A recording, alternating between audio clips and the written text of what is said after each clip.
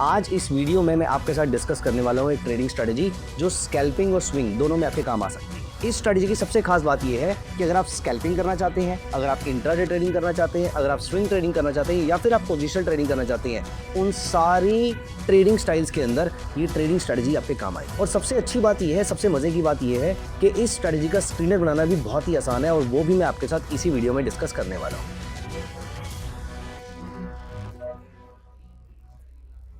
Hi friends, welcome back to my channel.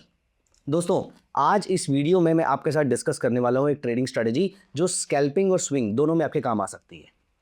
हम सबसे पहले पता करेंगे कौन कौन से स्टॉक्स में मोमेंटम चल रहा है और उसके बाद कब तक उसको होल्ड करना है, ये भी हम पता करने वाले हैं। इस स्ट्रेटजी की सबसे खास बात यह है कि अगर आप स्कैल्पिंग करना चाहते हैं, अगर आप इंट्राडे ट्रेडिंग करना चाहते हैं, अगर आप स्विंग ट्रेडिंग करना चाहते हैं या फिर आप पोजिशनल ट्रेडिंग करना चाहते हैं, उन सारी ट्रेडिंग स्टाइल्स के अंदर ये ट्रेडिंग स्ट्रेटजी आपके काम आएगी। लेकिन मैं आपके साथ एग्जांपल शो करूंगा स्कैल्पिंग के और स्विंग ट्रेडिंग के। और सबसे अच्छी बात यह है, सबसे मजे की बात यह है कि इस स्ट्रेटजी का स्क्रीनर बनाना भी बहुत ही आसान है और वो भी मैं आपके साथ इसी वीडियो में डिस्कस करने वाला हूं। इसीलिए प्लीज मेक श्योर कि अभी के अभी आप चैनल को सब्सक्राइब कर लीजिए। दोस्तों, YouTube कहता है कि 60% of our viewers and the people who like our video, उन्होंने हमारे चैनल के साथ अभी तक सब्सक्राइब नहीं किया है। कहीं आप उनमें से एक तो नहीं है? अगर हैं तो प्लीज इट्स अ रिक्वेस्ट कि आप अभी के अभी उस लिस्ट में से बाहर निकल कर हमारे सब्सक्राइबर की लिस्ट में आ जाइए, क्योंकि ऐसा करने पर हम भी अपनी राइट ऑडियंस तक आसानी से पहुंच जाते हैं। चलिए, आई होप आपने चैनल को सब्सक्राइब कर लिया होगा। अगर हाँ, तो यहीं पे वीडियो को लाइक कर दीजिए, क्योंकि मैं इस वीडियो में आपके साथ सिर्फ एक ट्रेडिंग स्ट्रेटजी नहीं बल्कि उसका स्क्रीनर भी आपके साथ शेयर करने वाला हूं। और स्क्रीनर बनाना बहुत ही आसान है, एक लाइन का स्क्रीनर है, आपको आराम से समझ में आ जाएगा कैसे आपने अपने लिए अच्छे स्टॉक्स को स्क्रीन करना है, स्पेशली अगर आप वर्किंग प्रोफेशनल है तो।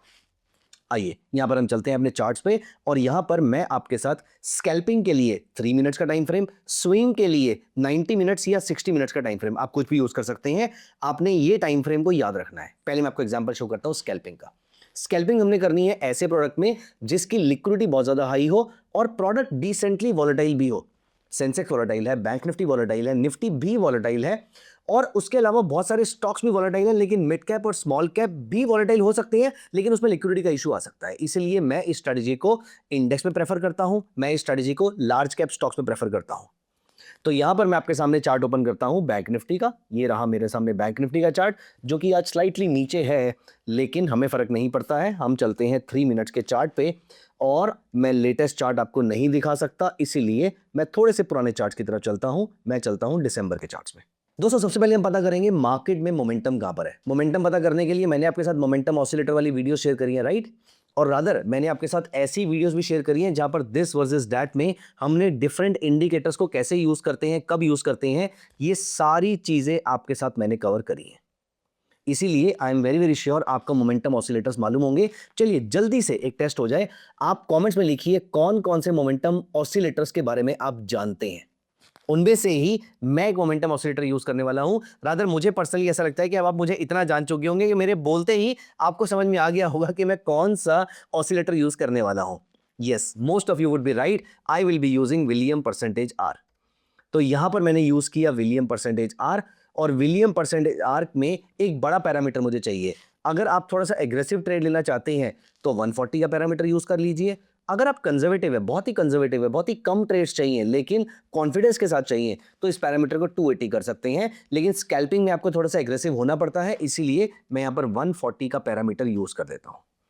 दोस्तों, कंडीशन ये है, हमें सिर्फ तभी ट्रेड लेना है जब प्राइसेस, जब विलियम परसेंटेज आर का जो लेवल है वो नीचे वाले बैंड को टच करके पहली बार ऊपर जाए। यहां पर देखिए, इस जगह पर पहली बार ऊपर गया। यहां पर आपने स्टॉक को पकड़ लेना है अगर वो कोई एक और कंडीशन मीट करता हो। और वो कंडीशन क्या है? आपके माइंड में आ रहा होगा कि मैं यहां पर यूज करूंगा 930 और 100 पीरियड का ईएमए। नहीं, उसकी एक प्रॉब्लम है यहां पर। उसकी प्रॉब्लम यह है कि वो सिग्नल काफी लेट देता है आपको, और इस पीरियड में बहुत सारा ट्रेंड, बहुत बड़ा पोर्शन ऑफ ट्रेंड निकल भी सकता है। इसीलिए मैं यहां पर क्या करूंगा, मैं अप्लाई करूंगा GMMA, which is Guppy multiple moving average, another one my favourite indicator. यहां पर मैंने इसको अप्लाई कर लिया। अब आप यहां पर देखिए, 90% केसेस में इसमें बाय ऑलरेडी बना हुआ होगा, 10% केसेस में बस बन ही रहा होगा, एज इन अभी ये ओवरलैप शुरू हो चुका होगा। कुछ भी होगा, ये दोनों कंडीशन जैसे ही मीट करेगी। देखो दोस्तों, मैंने ये नहीं कहा कि यहां पर भी जैसे अभी फ्रेश बाय सिग्नल बन रहा है ये लेना है, ये नहीं लेना है, क्योंकि हमें लेना है ये वाला जब WPR नीचे से ऊपर की तरफ जाएगा। यहां पर देखिए, इस जगह पर मार्केट खुलती है 9:15 बजे के आसपास, फर्क नहीं पड़ता, 9:15 बजे हम ट्रेड ले सकते हैं। यहां पर मार्केट खुली अप्रोक्सीमेटली 0.84% के आसपास, 400 पॉइंट ऊपर। तो यहां पर आप देखिए पहली बार वो गलती से 3 आवर का चार्ट लगा हुआ था, लेकिन आप यहां पर देखेंगे ये नीचे से पहली बार ऊपर गया। और ये टाइम क्या हो रहा है, ये टाइम हो रहा है अप्रोक्सीमेटली सुबह के 11:30। यहां पर देखिए सुबह 11:30 PM पे जैसे ही इस कैंडल का हाई कटा, अगर हम यहां से ट्रेड लेंगे तो अगले 30 मिनट के अंदर 185 पॉइंट्स के आसपास का मूव मिला है। बैंक निफ्टी में 100 पॉइंट से ऊपर का मूव एक अच्छा मूव कंसिडर किया जाता है स्कैल्पिंग के लिए। मैं आपको एक और ट्रेड दिखाता हूं। यहां पर हम पीछे चलते हैं और इस जगह पर देखिए, यहां पर ऊपर के लेवल से नीचे की तरफ मार्केट आई और यहां पर हमारा 11:15 बजे के आसपास आपका विलियम परसेंटेज आर ओवरसोल्ड हो जाता है। गप्पी मल्टीपल मूविंग एवरेज ने सेल ट्रेड ऑलरेडी दे रखा है और यहां पर अगर आप नोटिस करें तो अप्रोक्सीमेटली 1.25 घंटे के अंदर आपको 193 पॉइंट्स के आसपास का मूव मिल जाता है।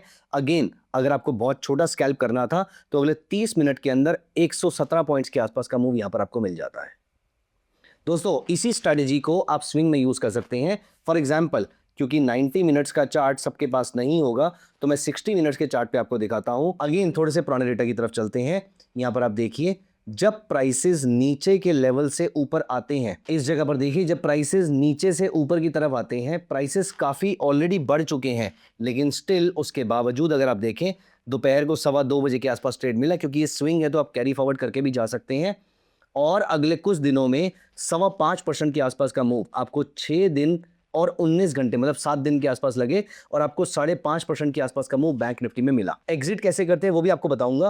दोस्तों स्कैल्पिंग आपको करनी है निफ्टी में, बैंक निफ्टी में, सेंसेक्स में, ऐसे किसी प्रोडक्ट में, लेकिन स्विंग आप किसी मिड और लार्ज कैप और स्मॉल कैप शेयर में भी कर सकते हैं। दिखाता हूं मैं आपको। यहां पर मैं चलता हूं किसी मिड कैप स्टॉक की तरफ, तो ये रहे मेरे मिड कैप स्टॉक्स और यहां पर मैंने उनमें से कोई एक कंपनी उठा ली है। यहां पर आप नोटिस करेंगे ये पहली बार ऊपर आता है। इस जगह पर कोचिन शिपयार्ड ने आपको बाई सिग्नल दिया। यहां पर अगर आप नोटिस करेंगे इस जगह पर कोचिन शिपयार्ड ने आपको बाई सिग्नल दिया।